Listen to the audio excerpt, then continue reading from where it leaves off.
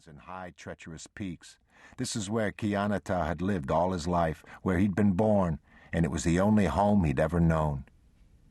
He felt out of place here on the flatlands, out of place and exposed to danger, like a week-old wolf cub venturing out of its birth den for the first time. Even now, as he and the rest of the band neared the Nakaya village that was their destination, a long day's journey from the Sima Silk, Kiannatah could look over his shoulder and see the mountains, blue in the distance. When he did this, he felt a twinge of homesickness, Chindasele, but he also felt comforted, knowing that his home, his sanctuary, was within sight. He envied Ozana, who had been among those who'd stayed behind. Not everyone in the band had consented to come on this journey. There were some who opposed Cosito's decision to make peace with the Nakaya. Even though Cosito was chief, that didn't mean he could compel the members of the band to follow him. It was the same way on a raid. Those who accompanied the leader of a raid did so because they wanted to, because they trusted in the skill of the leader and were convinced he would succeed. And they'd come away with horses or cattle stolen from the Nakaya, or at least have the opportunity to kill the enemy so that the women of the band would sing their praises around the victory fire upon their return, and they'd be honored for as long as they lived, and even in the next world. Ozana's father, Dakohe, had been one of the most vocal critics of Cosito's plan. The Nakaya, he said, could not be trusted. So they'd sent a half-breed into the Sima Silk with word that the governor himself wanted to negotiate a peace between his people and the Chihene. The governor had even sent gifts, 2 pack mules laden with cheap trinkets, and a gold inlaid fowling piece made in England for Cosito. A very handsome weapon indeed, Dakohe acknowledged, but just like the promises of the Nakaya, the fowling piece was practically worthless to an Apache. And even if the Nakaya Hefa was sincere in his desire for peace, even if he was willing to acknowledge implicitly that he couldn't afford to field enough soldiers to adequately defend the villages of his people that were located within striking distance of the Chihene rancherias on the Sima Silk, why would a Chihene be interested in peace in the first place? There could never be, warned Dakohe, a true and lasting peace with the Nakaya, because the Apache had the blood of too many Nakaya on their hands, just as the Nakaya had slain too many of the people down through the generations. Why seek peace when the Chihene were safe in their mountain stronghold, free to strike virtually at will against their enemies, only to seek the safety of the Sima Silk once more when the killing was done and the columns of federales and irregulars came chasing after them? But Cosito had listened intently to the words of the half-breed envoy, who told him that, as far as the leaders of the Nakaya were concerned, the only alternative to peace was the mounting of a full-scale invasion of the mountains, with the intention of wiping out the Chihene once and for all, regardless of the cost in both lives and treasure.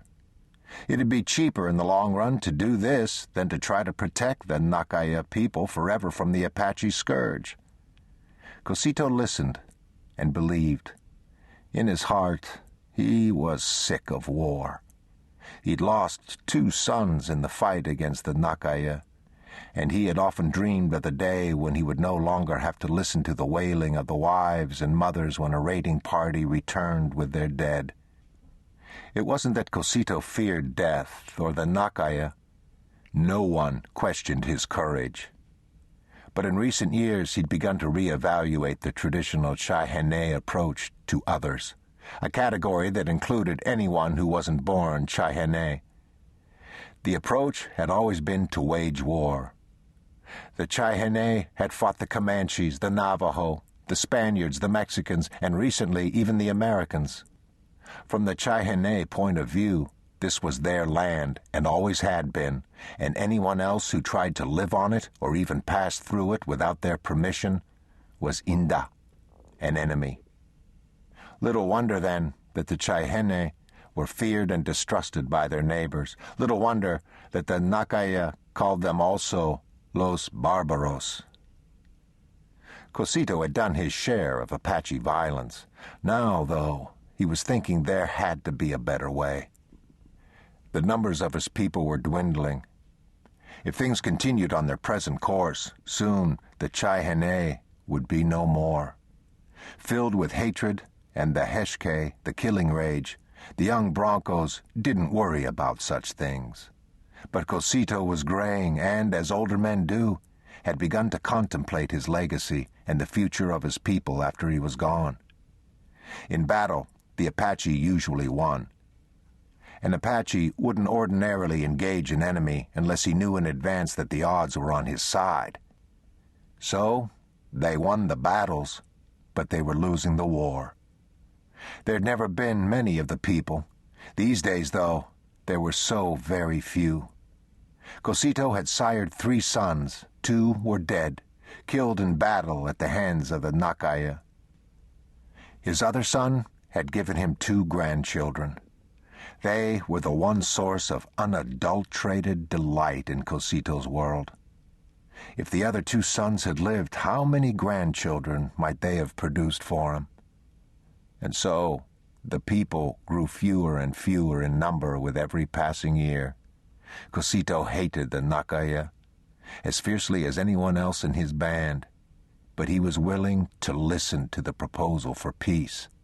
He would stop seeking vengeance for his 2 dead sons and begin seeking a way to ensure that his 3rd son and the 3rd son's family survived. It was, after all, the duty of the Badonkohe Hefa to put aside personal considerations and do what was best for the band. And so, Cosito had sent the half-breed back with word that he accepted the governor's invitation to meet at the village of Dolorosa, a day's journey east from the Sima Silk.